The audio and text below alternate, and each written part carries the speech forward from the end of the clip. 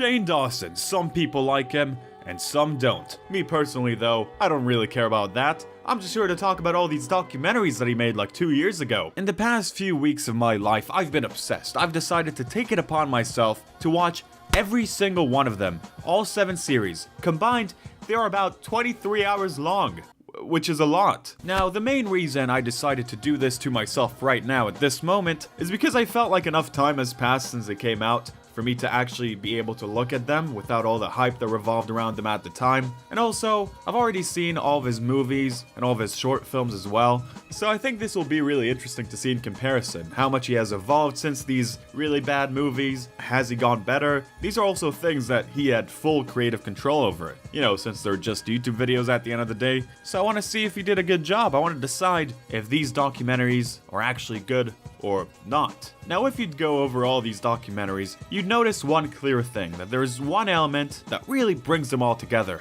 which is the fact that they are way too long for their own good. I mean, the Jeffree Star series alone is somewhere around 8 hours long in total. In comparison, the documentary Feels Good Man, which I really liked, is only 94 minutes long, and I'm sure that they had way more material than what Shane had. And listen, it's not like I have a problem with YouTube videos being long if that time is used efficiently. I mean, I'm practically addicted to Jenny Nicholson videos, and they're long as hell. But with her, there's a clear reason for that. She goes extremely in-depth into every topic she talks about, which is definitely not the case with Shane's long documentaries. In his videos, you notice that there's a lot of walking around and talking about random shit that has nothing to do with the topic that they're supposed to be following. And also, oddly enough, there's a very weird amount of house tours. He's like addicted to doing them. Seriously, take a shot every time there's a house tour in this thing. You're not gonna be throwing up at the end, but you still might be like, hey,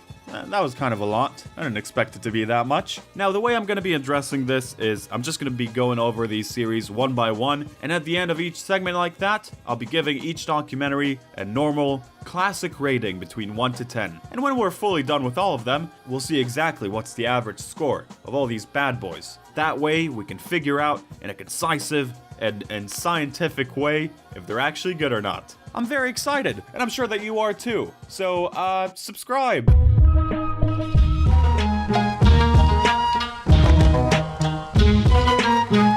Documentary number 1. Tana Mongeau, the truth about all that TanaCon stuff. Now, this was Shane's very first documentary, at least what I'd count as a documentary, and it was about a topic that I think is very interesting. I was really excited for it to come out at the time, and I think that was for a good reason. Essentially, this documentary revolves around Tana Mongeau's big mistake. If you don't know who's Tana, she's just, you know, one of those YouTubers who do really dumb shit all the time and get in trouble for it. You don't really need to worry about her too much. What's TanaCon, you may ask? Well, Tana, being one of those YouTubers who do dumb shit all the time, decided to do something that's a bit dumb. Essentially, at the time, from what I remember, she was really pissed at VidCon about the way they handle things, about the fact that they didn't invite her or something like that. So being the very petty person that she is, she decided, haha, I'm gonna throw my own convention. It's gonna be a lot better. It's gonna have a bunch of YouTubers invited. It's gonna be right next to VidCon at the exact same dates, and we're gonna set it all up in like a month. It's gonna be amazing. And free, somehow. This was obviously a huge disaster. The venue they booked was way too small for the amount of people that showed up. People were standing outside for hours upon hours and were getting seriously burnt and dehydrated. I think a girl was moved to the hospital as well, all because of Tana's really dumb mistake. She also made a bunch of really dumb promises, like if you bought the VIP ticket, which was $60 something, you would get this gift bag, and Tana promised everyone that this gift bag would be worth 4 times the price that they paid for it. And then what people got was like 2 stickers and a condom, which is absolutely pathetic. I think this whole thing was extremely irresponsible, and Tana actually put her fans in danger by doing this. The reason I was so excited about this, amongst many others, was that Shane promised, he said that he's really gonna go into Tana, you know? He's not gonna hold back, he doesn't care that he's her friend, she needs to be held accountable, and he was the one to do that. Which I thought was great, because usually that's not really something that you see with YouTubers. They fuck up, they make a lazy apology video, and a few years afterwards, they start a podcast and start opening Pokemon Pokemon cards and everyone likes them again. But this time, this was not going to be the case. Shane was going to interview her, and she would actually have to answer for all of this. She would actually have to say, why the hell did she think that this is something that she could do? So let's see, was this executed well? I don't know. So in episode 1, Shane explains exactly what happened and says what he's set to find out. Essentially, who's to blame, why this happened, and all that. And you can really tell from the way he talks about this that this is a subject that he cares about a lot. He really feels bad about disappointing his fans that came to this event, which makes sense. In this episode, we find out that the main two parties that were involved in doing this event are Good Time Entertainment, which produced it, and Tana, who had this idea in her head. In the episode, he makes sure to interview a bunch of fans that were at the event so he can actually, hear from them what happened. And that's when we get to see the really pathetic gift bag that they got. That's not even material, it's like plastic. Let's do an unboxing. Oh wow, you actually got more than I did. So I just grabbed them. Yikes. that was wow. At the end of it, he also talks to Tana on the phone, and honestly, I think she comes off as kind of manipulative in that bit. She constantly does this thing where she's like, oh yeah, no, it's totally my fault, and this is all my doing. I don't know if I should say that it's actually this person's fault, because, I don't know, I feel kind of bad already. I've been really afraid for the past 2 days about saying anything negative about Michael or Good Times, because it's like, no matter how dirty they did me, like, it's my fault. Like, I agreed. I should have listened to people who told me not to work with him. I should have done better research. I don't know what to say. Like, do I talk about the fact that I was lied to about, like, venue and capacity sizes? Essentially, by doing that, she kind of punishes herself already, so you don't feel compelled to do it yourself, while at the same time, secretly shifting the blame well away from her. It's pretty smart, I guess, and I feel like it works as well in this episode. I feel like Shane does feel for her when she does that.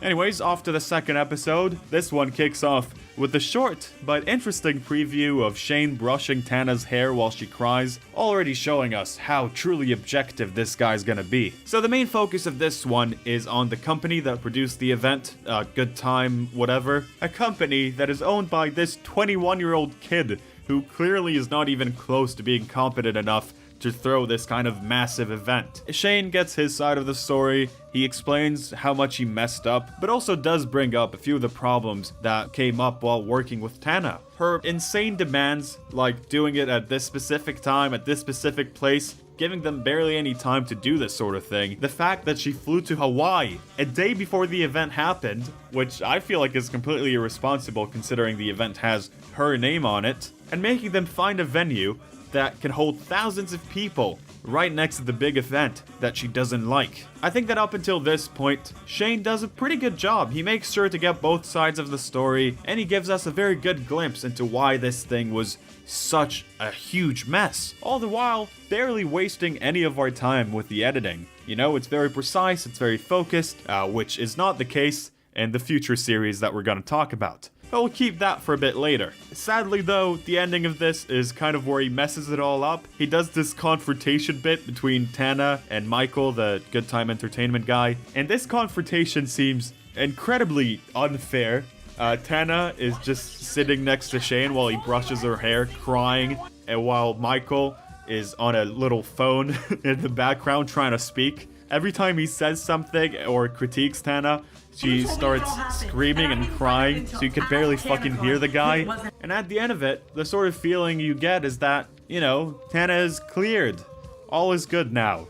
We can move on. This is the beginning of what we'll see as the Shane Dawson PR effect. A YouTuber messes up, he makes a documentary about them, and now everything's good. Yeah, you can go back to liking this person now, because they're human. It's very easy to see how much this documentary helped Tana. She didn't suffer from the consequences of her actions at all. Tana decided that she's gonna do whatever the hell she wants to do without even beginning to consider how it's gonna affect other people. Specifically, the people who admire her and look up to her. All in all, I enjoyed watching this. I think it's entertaining, it's funny at times, it's structured in a way that makes sense, it's very simple. I think some of the mistakes that Shane made were 1, promising that he's gonna stay unbiased, 2, not being unbiased, and 3, maybe the whole thing about trying to find a clear perpetrator, someone who's clearly to be blamed for all this. I think that was a bad idea, when in reality they were all just kind of stupid. They all made a really bad call from the get-go by even deciding to throw this event under these conditions. Tana shouldn't have pushed them to do these things and promise all of her fans all this insane, crazy shit, and they, on the other hand, shouldn't have just said yes to it all. All these people are just clearly a bunch of incompetent children, which I guess is a pretty good description of most of Shane's subjects. I think I'm giving this one a 7. I enjoyed it, even though I thought the ending was kind of bad. Oh, and talking about incompetent children, it's time to talk about Jeffree Star's Whatever World, Part 1. After the Tana thing, Shane decided to make a whole massive documentary series about Jeffree Star, the makeup guy. Now, I'm not gonna be like Shane. I'm not gonna say that I'm unbiased. I'm actually unbiased. I personally don't really like Jeffree Star. I find him annoying. He's one of those LA people that I don't really like, and he just kind of reminds me of an annoying child. So yeah, watching a whole documentary that's made about him was not too fun for me. The point of this documentary is essentially just to document Jeffree Star's crazy life, which, from my understanding at this point, the general public didn't really know much about at the time. Really, it's not a bad idea for a documentary. It's just not really for me. First episode is literally just a 40-minute long house tour, which means you need to take a shot right now. In this episode, we get a very good insight about how many needlessly expensive things one man can own. The answer is a lot. Too much. Too much is the answer. Too many? I don't know. He has a room that's filled with a bunch of Gucci crap that's worth like $7 million in total. Yeah, $7 million. And do you know how many nice houses you can buy for $7 million? Whole bunch of them. He also has a fucking $200 spoon. Why? It's not gonna make your food taste better. It's just excess for excess sake. You're just buying something because it's expensive, because you want to be cool. I, as a certified cool guy, don't find any of this to be cool. You know, watching this house tour really makes me wish we could go back to a simpler time where YouTubers felt really ashamed to say how much money they make. There's an episode in this where Shane sort of switches lives with Jeffree. Well, he just sort of tries to become Jeffree Star himself. And they both wear this really, really ugly Gucci tracksuit. It looks hideous in my opinion. Like, if it didn't have the Gucci logo imprinted on it about 1 billion times, I think it could be something that my grandma would wear while going for a walk. Though, I bet she'd pull it off a lot better. Also, in this documentary series, we get to see Shane cosplaying as a non-rich person. He keeps going on all the time about how he wishes he would be as rich as Jeffree. He asks Jeffree, "Oh, Mr. Star, can you please make me as rich as you?" I am poor. I want you to make me rich. Okay. Which bathroom should I pee in, and is there like a poor bathroom or like a... These comments keep repeating themselves all the time. He's like, "Oh, I'm not rich, but Jeffree Star is. You're a millionaire." Like, Jesus Christ. You live in a massive house with a pool in LA.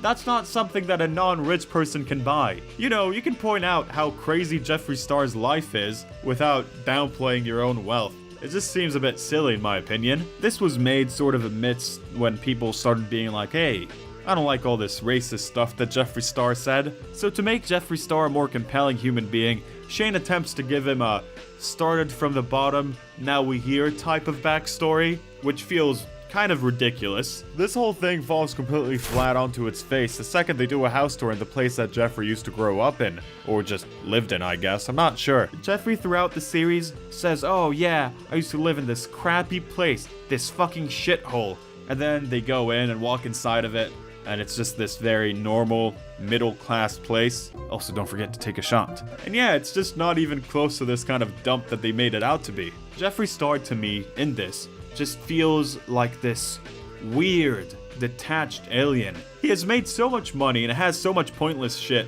that he just grew so far apart from humanity. He's just on a completely different planet. And to Shane's credit, that is something that they do joke around about. It's not really ignored in this. But yeah, it's just part of the reason why I just can't relate to this guy. I'm sorry, Jeffree. Also, I just feel like this thing could have been handled way better. This was really the first time where they started feeling very comfortable about wasting my time. My precious, precious free time. In the episode, The Secret Life of Jeffree Star, half of it is just spent with them hanging around in Shane's beautiful, beautiful house. Does that count as a house tour? I'm not sure. You don't have to take a shot if you don't want to. And yeah, I just don't find any of that really interesting. You're giving me this bombastic title, and then you're just standing around in a house. I don't care about that. This thing just needs a lot more focus, and that's a critique that's gonna come up again and again and again in all future Shane Dawson documentaries. He doesn't focus on anything at all. If you're saying this thing is gonna be about the secret life of Jeffree Star, show me that. Show me the secret life of Jeffree Star. Don't show me, I don't know, you standing around next to your pool. I don't give a shit about that. The main pros of this series is that it is sort of fascinating at times. Jeffree Star is really fucking weird. He has this big throne-like chair in his backyard that he sits on when he wants to reflect on humanity. What the fuck? That's the throne where you go to just lay in the sun and try to stay humble and remember that I'm still a human being. The lows of this series are just not too low, and the highs are just not that high. It's just a vlog. Let's be real with ourselves.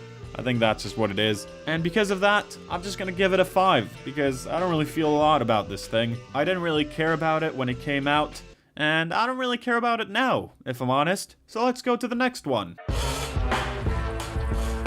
Jake Paul, the man who everyone kind of had enough of at this point. If you don't know who Jake Paul is, you're probably lying to me, but to answer your question, he's kind of like a male Tana Mongeau. It's the same thing, same thing. Also, this is unrelated, but I'm not sure if I've been pronouncing Tana's last name correctly.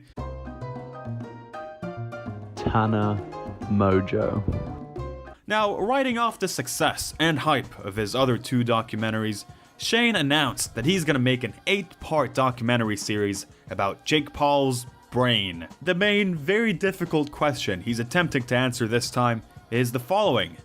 Is Jake Paul a sociopath? Now, this question has a bunch of problems. One of them is that prior to this, Shane had barely any knowledge on who Jake Paul is, and he also didn't really know what a sociopath is, which makes him a pretty bad candidate to answer this very difficult question. Did he do a good job? I don't know, let's find out. Now, like I said, there was like a ton of hype before this came out. First of all, the sociopath question is like, whoa, a bit crazy. Is he a sociopath? Is that why he's been doing all those things? I don't know. And besides that, this was again, like the Tana thing, a chance to actually make a YouTuber answer for what they've done, which is pretty exciting. Now, first of all, when watching this, you'd notice that the time management is really bad. It felt like Shane has made his mind in advance that this thing has to be 8 parts long, and that each part needs to be like 40-something minutes long, and because of that, a lot of the episodes feel insanely bloated, like he has to reach this sort of limit, so he fills half the series up with a bunch of, like, nothing, a bunch of really pointless moments. It really drags on, and for me, kind of killed the hype when I started watching it. In the first episode, which is 45 minutes long, Shane spends all that time just trying to figure out who Jake Paul is. Something that I do really like is that he gets Einaber, Fraser, a very good friend of mine, to explain to him all this stuff, essentially using him as a Jake Paul expert, which I find kind of hilarious. So the whole episode is just like Shane being like, hey, who is this guy? Tell me what he did. Then in the next episode, he speaks to YouTuber/therapist Katie Morton, trying to figure out what a sociopath is. This episode really sucks as well. I think Katie comes off as really unprofessional when talking about all this stuff. Shane is like very surprised learning about this topic about sociopaths, and responding to that, she says things like, oh yeah, I know. Isn't it scary? I mean, you're a therapist. Your job isn't to be judgmental. Watching these 2 episodes makes it clear as day that they could have just been condensed into one, could have just shown one bit where Shane learns and introduces to us all this stuff about Jake Paul, and then the second half could have just spent learning about what a sociopath is. Now, the sociopath angle is a bit stupid, I'll talk about that in a bit, but yeah, it could have just been condensed to that, and I think it could have just been paced a lot better and kept it a bit more fresh and interesting. Now 3 episodes in, and we still haven't met Jake Paul. But I think we got something that's a lot better. In this episode, he interviews Nick CROMPTON, next member of Team 10, Jake Paul's kind of stupid group. This episode is actually really interesting. Nick CROMPTON is just a normal guy, and we get to find out about all the interesting dynamics that they have going on behind the scenes in Team 10, and all their like cult-like attitude, the way they treat people that leave the group. I think that's a lot more of an interesting subject compared to the sociopath one, or a subject that Shane can actually cover a lot better than the sociopath stuff. It really makes me wish that this was the main focus of the Jake Paul series, but oh well, you can't always get what you want. Then, in the episode after that, we finally get to see Jake Paul's beautiful face. I never thought that day would come. I thought we were just gonna keep going in circles. Shane decided to bring Katie with him for this whole thing as an undercover diagnoser. What a horrible idea. Now this episode is again another fucking house tour. They cut every now and again to bits where Katie's like, I don't know, is he a sociopath? Is he not? But it's just a fucking house tour. It's a Team 10 house tour. Shane Dawson loves house tours, so we're just gonna keep seeing them. Oh, also, I forgot to say, but there was also another one with Nick CROMPTON earlier, so don't forget that. In the next episode, in true Shane Dawson fashion, they decide to waste even more of my time by going to Walmart and showing it to me, as if that's interesting. At this point, they realize that Jake Paul is not a sociopath, and they sort of kind of try to shift the narrative. They're trying to show that Jake is actually kind of misunderstood. Aww. He's actually a pretty sweet guy. They show him like talking to his fans and giving them an autograph, as if that's a good indication to how he is as a human being. Jake is just a poor guy. He's just a poor little guy. He doesn't understand why his neighbors are so upset with him. If they didn't want Jake to cause a massive fire hazard right next to their house, they should have just said something about it in advance. No one ever communicated to me their problems. But no, the neighbors never said, Jake, like, can you not do this? Can you not do that? Yo, it's getting like hot fire now. Yeah, blow it up, blow it up. Honestly, like a lot of the blame was like on me, but should have just called up on him and be like, hey Jake, hey, listen, can you please not almost burn our house down, please? Thank you, man. Next episode, there's another house tour. We get to see the hype house where Rice Gum lives and Alyssa Violet lives. Shane does an interview with her, and it's actually really interesting, raises a bunch of points and stories about their not so great relationship that, to be fair, are addressed afterwards, but maybe not enough in detail. I think he might be feeling bad about Jake, so he doesn't really want to go too much into it, but yeah. And then we finish it off with the bit that everyone waited for. Shane's really long interview with Jake Paul. It's almost 2 hours long. Shane does bring up a lot of the main points that the general public wanted him to bring up, but then he just kind of lets him get away without answering any of them. I think he maybe feels bad for him. I don't know. The way it goes is that Shane would ask him a question. He'd be like, hey Jake, don't you think that the way that you're advertising to kids is kind of harmful and bad? And then Jake would be like, wow, I didn't even think about it like that. Because, I just think that merch is a great way to connect with people. I didn't even think that it could be bad for kids. And then Shane would just answer for him. He'd be like, no, it's actually because you grew up in this kind of household or whatever. And I think you are kind of emotionally and in other ways stunted as a kid. Matt, just let him answer your question, and if his answer sucks, don't let him get away with that. Or else, what's the point of all of this? Why are we doing any of this? This is where Shane falls flat as an interviewer. He just doesn't do a good job. He just lets the people he talked to get away with anything. This isn't why people decided to watch this documentary. He did an interview that's almost 2 hours long. So why waste this time by just being like, no, it's because your parents didn't love you or whatever the fuck. That's why you're doing all this. If you know in advance that you're gonna feel bad for the person you're interviewing, don't make all these claims about how this is gonna be unbiased. Maybe don't get that close and friendly with the people you're supposed to be confronting. And if you feel like you can't do that, don't do this topic. Stay away from it. Keep talking about conspiracies or whatever. Now, all of this is not to say that there aren't a bunch of good moments in this. There are a lot of things that are interesting, but yeah, just lacks focus. I think there were a lot of ways to do this differently, a lot of ways to fix this. If you kicked it off with a Nick CROMPTON episode, maybe interviewed Alyssa Violet right after, explore all these new points that were brought up, maybe see where it leads you. I think that could have been a lot more interesting and investigative than what we ended up seeing. Yeah, this documentary, I'm giving it a 5 out of 10. Maybe I should give it a 4. I'm gonna give it a 4. It's a 4 out of 10. Sorry, Shane.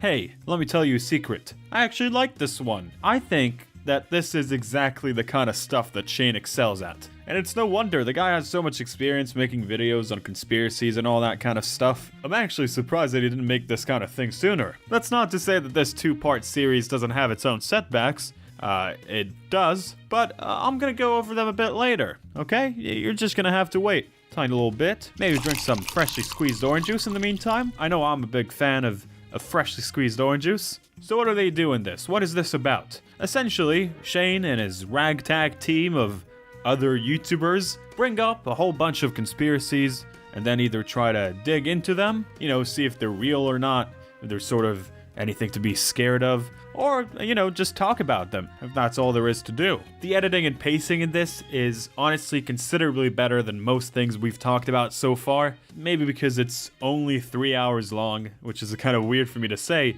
but you know, that's better than trying to fill up 8 hours, I guess. And also, I think the conspiracies he talked about were actually kind of interesting, even though that's not usually something that I'm too invested in. There's a very long segment where he talks about child media and the way it portrays people ending their own lives. And the sort of conspiracy that's going on about that is that it's done as a way of like population control. It's this sort of like wild, crazy thing that you'd kind of want from this kind of video.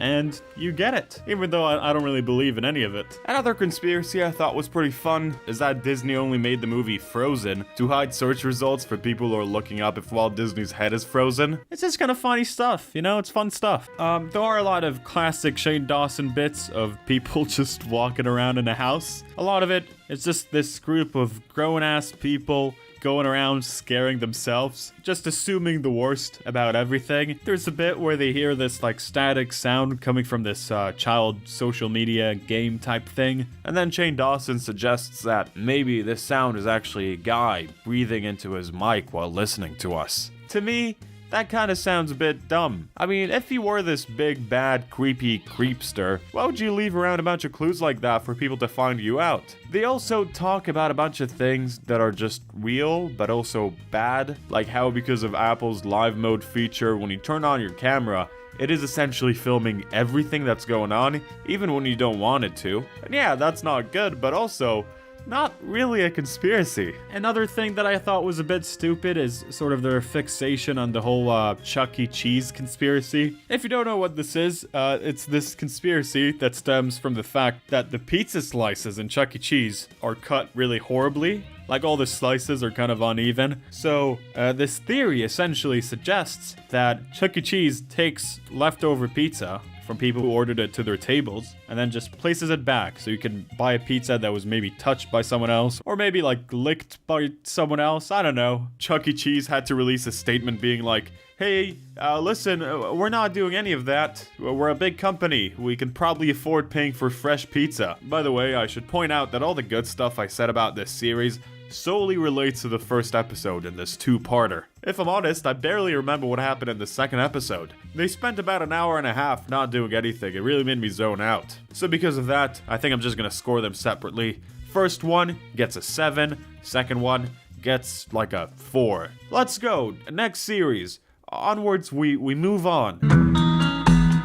If I'm honest, this subject is something that I feel really uncomfortable talking about, mainly because it's just something that I really don't know enough about. To me, it all just feels like this very delicate thing, and I'm very terrified of saying anything that could be harmful in any way, or maybe spread some kind of misinformation in any kind of way. I even had this whole section fully edited, but now I'm re-recording it just because of that. This documentary is essentially about Eugenia Cooney's return, both return to YouTube and return to form. Most of the time on this is spent with Shane talking to Eugenia and interviewing her, essentially seeing how she's doing at the moment. At the beginning of this documentary, Shane speaks to Katie Morton. Remember her? The undercover diagnoser? Luckily this time though, she doesn't do any undercover missions, because that would be a fucking disaster. Now, from what I've seen, eating disorders, all that kind of area is very much part of her expertise. So, while talking to her, she gives Shane a few guidelines before he's gonna interview her later on in the video. She tells him stuff like, hey, don't ask her what she's eating, don't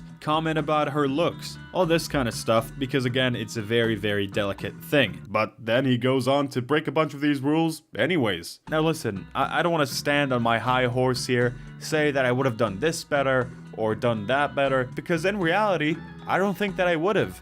I'm as not equipped to handle this kind of interview as Shane, and that's why my main take about this documentary is that I just don't think that it should have been made. Shane, you're not a professional, you're not a therapist, you're just a YouTuber. And yeah, I think that Shane had a lot of good intentions when making this. I think that what he had in mind is that he could maybe help his friend by doing this, by uplifting her, and also at the same time bring light to this very, very terrible issue. But again, I just don't think that this was something that he was really equipped to handle. Also, this has another house tour, so take a shot. I think it's the last one though, so you can kind of rest after this. I take back what I said. I was like, oh, this is gonna be easy peasy. It's not gonna be that many house tours, not that many shots, but it was really a bit much. So sorry about that. I don't feel good about giving this one a score. I don't know. I'm just not gonna do that. All I'll just say at the end of this is that I wish Eugenia Cooney the best. She seems like a very, very sweet person, a very nice person, at least from what I've seen in this documentary. Maybe she did something awful. I'm not too up to date on all the YouTube drama stuff, but yeah, she seems nice. I wrote myself a bunch of notes when watching this and after watching this. The first one is just boo. Yeah, this really fucking sucks. I hate this. It sucks. It always sucked. When it came out, I really didn't like it. And that was still when, you know, some people sort of liked Shane Dawson, and I made a video about it. And you know what? I didn't really change my opinion since then, even though it's been 2 years. So, I don't know, I'm just gonna express them again. Deal with it. This really, really bored me. I finished this, and I felt like part of my brain has died of boredom. What is this documentary about? What does it document? What kind of question is it trying to answer? What kind of conundrum is at place here? Well, it doesn't answer anything. It's just a fucking ad. It's a 7-hour long, 7-part series. Ad.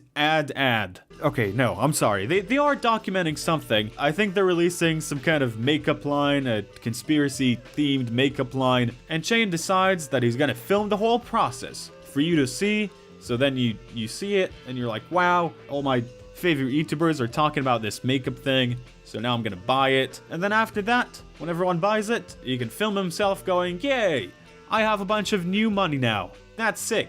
I'm now rich.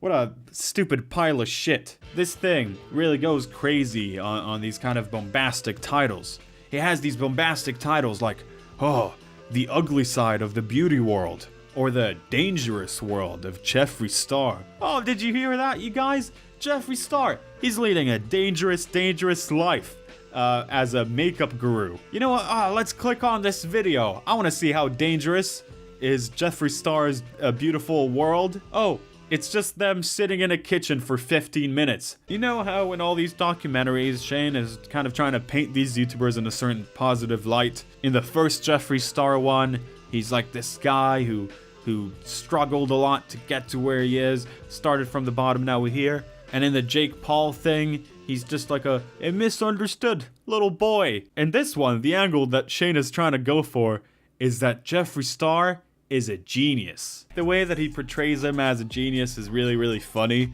There are all these like kind of scenes where Jeffree Star is picking a bunch of colors for the makeup palette. And everyone's like looking at him in awe. Whoa, what is Jeffree Star doing? Whoa.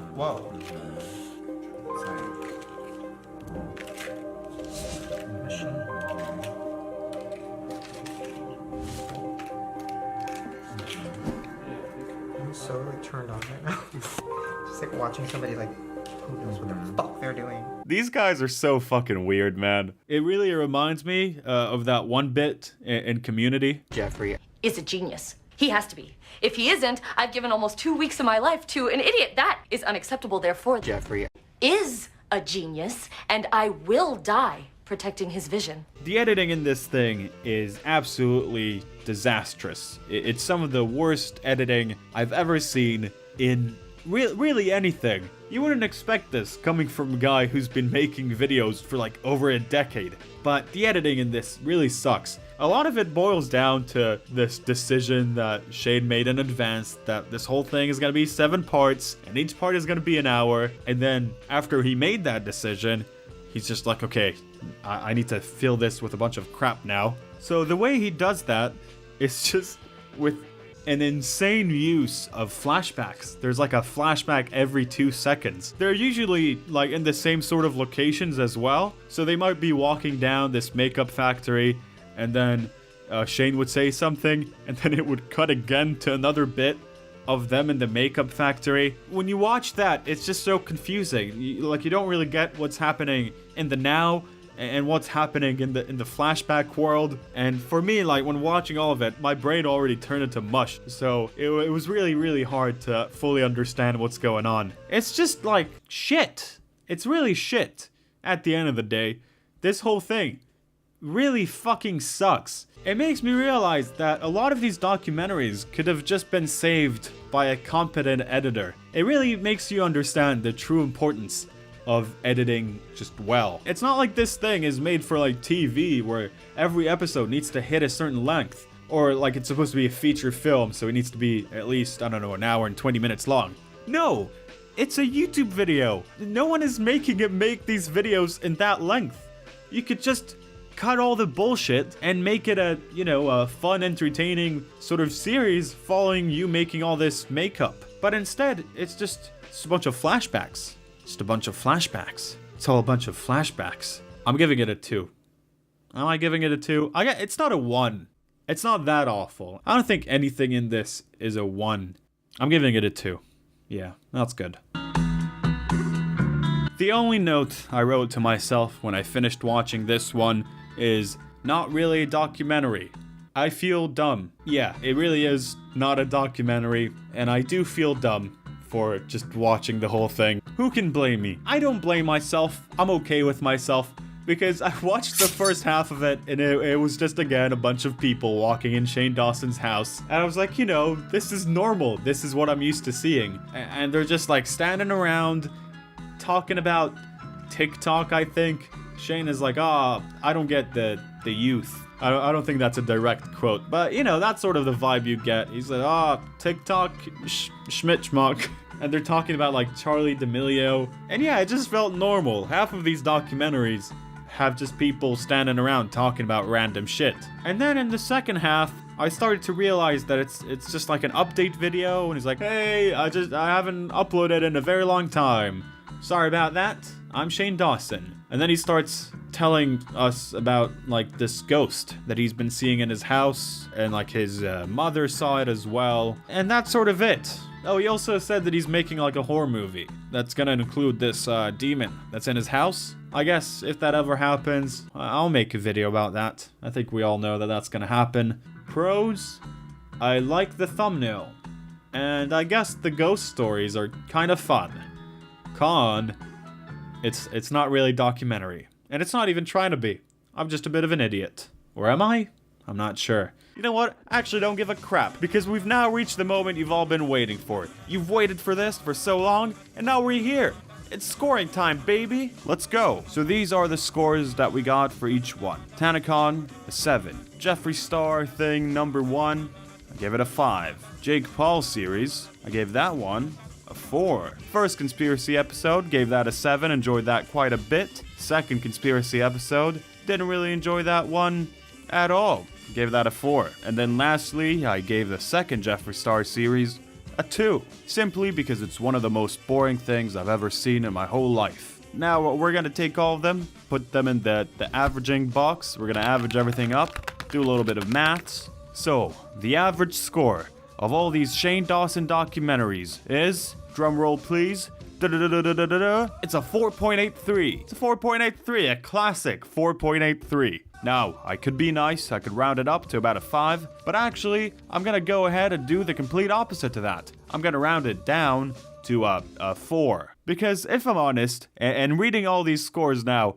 I feel like I've been way too generous in this. I gave 2 of these series here a 7. I'm not even sure if I enjoyed them to that extent. The TanaCon series specifically, that's not a 7. Even if the first 2 episodes are good, the last one really sucks. Also, I've spent way too much time on this video to just finish it off with a conclusion that, whatever, these documentaries, they're just kind of average. No, you know what? They're a bit below average, and that's it. I haven't uploaded in a full month. For Christ's sake, that's insane. I'm really sorry about that. So much has been going on in my life. Bad stuff, good stuff, medium stuff, and coincidentally, I decided to take on this big project of a video at the same time, which was really unlucky. And it makes me kind of upset. I don't like it when I don't upload for a long time.